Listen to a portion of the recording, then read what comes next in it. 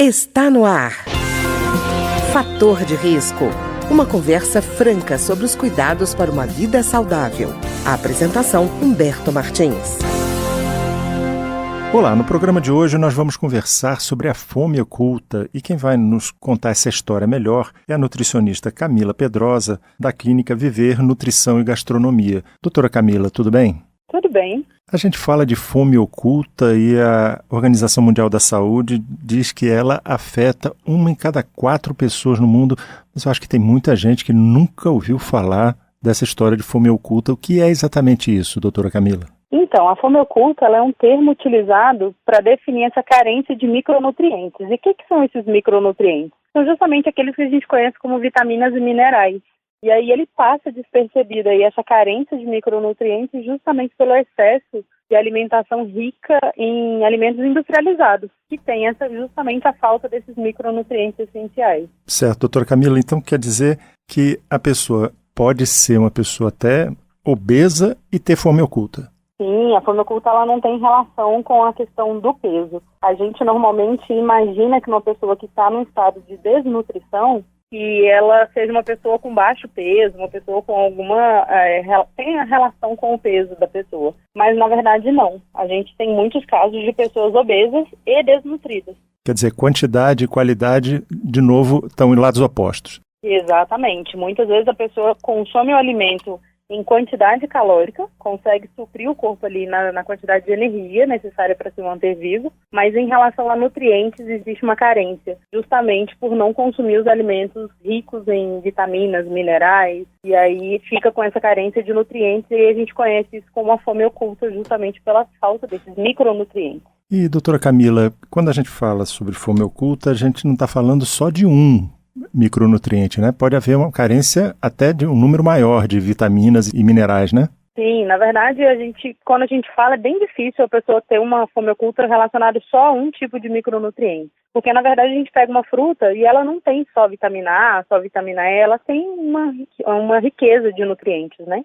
Então, quando a pessoa tem uma fome oculta, geralmente é a associação de mais de um nutriente, mais de um micronutriente. Tá, doutora Camila, eu estou perguntando isso porque eu lembro que a OMS enfatizava em alguns micronutrientes que ela considerava essenciais, como vitamina A, ferro e iodo.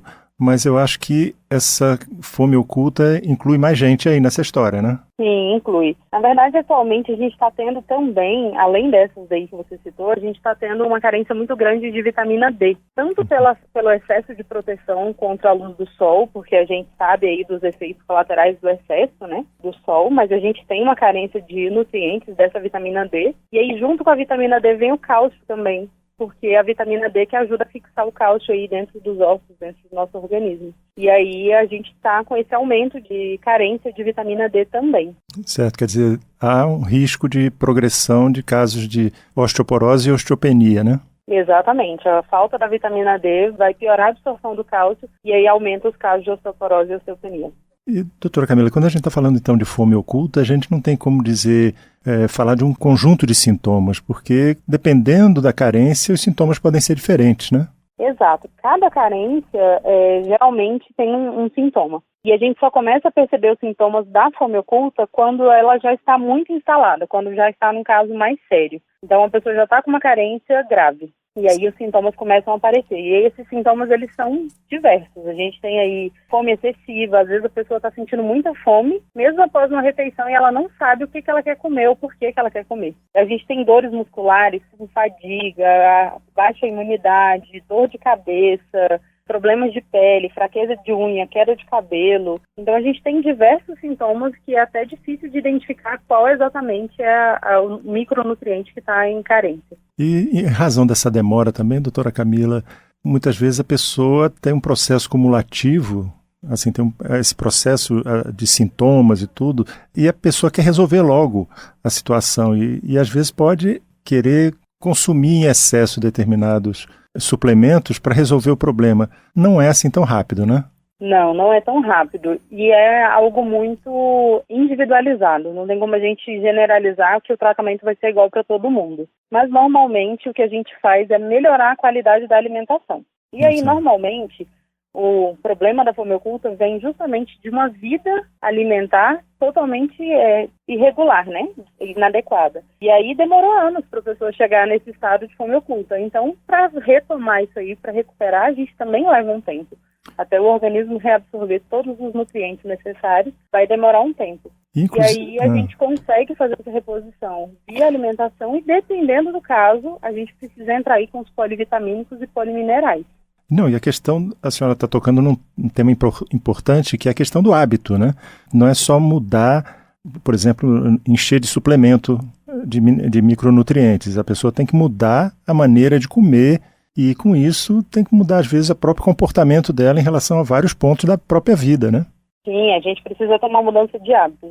A alimentação saudável, ela precisa ser algo que faz parte da vida do indivíduo e não parte de uma dieta ou de um plano alimentar. Quando você torna isso um hábito, é mais fácil de você manter a sua saúde em dia. Porque o que acontece? As pessoas, elas tendem a achar que, já que está faltando um nutriente, eles estão falando aí de fome oculta, eu vou comprar na farmácia um suplemento de vitaminas e minerais e vou tomar. E o que acontece? Acaba que isso tudo sai pelo xixi, porque às vezes a pessoa não está tomando a quantidade ideal, ou às vezes ela não está com carência, então assim, é tudo muito individualizado. A gente precisa perceber quais são os sintomas, avaliar toda a situação, para aí sim conseguir entrar, fazer uma intervenção adequada. Mas para evitar tudo isso, uma alimentação adequada já, equilibrada em frutas, em vegetais, já ajuda muito a evitar esse tipo de problema. E, doutora Camila, a senhora tocou num ponto importante, que esse consumo alimentar também tem que ser organizado, né? A questão de, por exemplo, chegar e dizer, determinadas folhas contêm tal micronutriente, aí entra uma outra questão que é da biodisponibilidade, né? Será que o corpo vai absorver tudo aquilo? Eu imagino que o papel do nutricionista é justamente mostrar, olha, melhora a absorção se você comer folhas com tal outro alimento, quer dizer, precisa uma coisa muito mais organizada, né?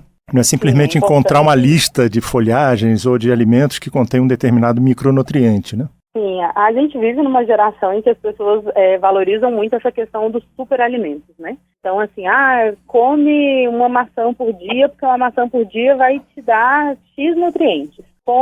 Tem que consumir couve, porque couve é rica em antioxidantes. Então, as pessoas começam a consumir esses alimentos em excesso. E aí elas exageram. Então, se couve faz bem, eu vou comer couve todo dia, no máximo de refeições que eu puder por dia. E não funciona assim. A gente tem aí uma sinergia perfeita de nutrientes e de alimentos. Então, quando a gente consome uma variedade de alimentos e a gente entende que todos eles são ricos em nutrientes, em vitaminas e minerais, a gente consegue ter uma alimentação mais equilibrada. Nada que é em excesso faz bem, nada que é em falta também faz bem. Então, se eu consumir em excesso de qualquer alimento, mesmo ele tendo todos os benefícios e sendo, assim, riquíssimo em nutrientes, isso em algum momento vai me gerar uma carência de algum nutriente ou um excesso de um nutriente também. Doutora Camila, com essa geração que a senhora falou, muitas vezes a solução que ela busca é uma solução medicamentosa, porque não precisa mudar nada e ainda vai com um comprimido, resolve tudo.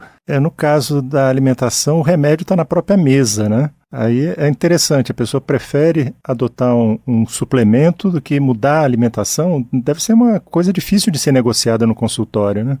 As pessoas, elas sempre querem alguma coisa que você mande manipular, que você mande preparar para facilitar isso aí, para evitar de largar ali aquele alimento que ela gosta, que de repente não faz bem para a saúde. Só que quando você coloca isso em relação ao organismo, o nosso organismo foi feito para digerir os alimentos, para retirar dos alimentos o nutriente. Já a medicação, ela tem todo um processo para ser absorvida. E quando a gente não tem um organismo saudável, o nosso intestino não vai absorver essa medicação da forma como deveria também. Já da fruta, do vegetal, do alimento natural, ele vai absorver, porque existe ali uma combinação perfeita entre quantidade de nutrientes, fibras. A composição do próprio alimento já é favorável para a absorção dele. Já da medicação manipulada, a gente sofre aí intervenções do intestino. Se o intestino não estiver funcionando perfeitamente, aquele medicamento não vai ser absorvido da forma como deveria. Então, às vezes, a pessoa cai no erro de achar que vou tomar um suplemento e vai resolver todos os meus problemas. Mas o organismo não está saudável e aí não absorve o medicamento da forma como deveria.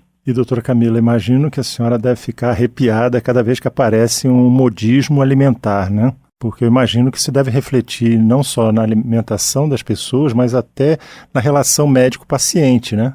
eu digo assim, nutricionista paciente, porque a pessoa já fica achando que aquele modismo, por ter sido aceita por uma pessoa conhecida, ou seja, um ator, uma atriz, sei lá quem for, ela tem uma validade que a senhora, como especialista, vai ter que enfrentar no consultório, né?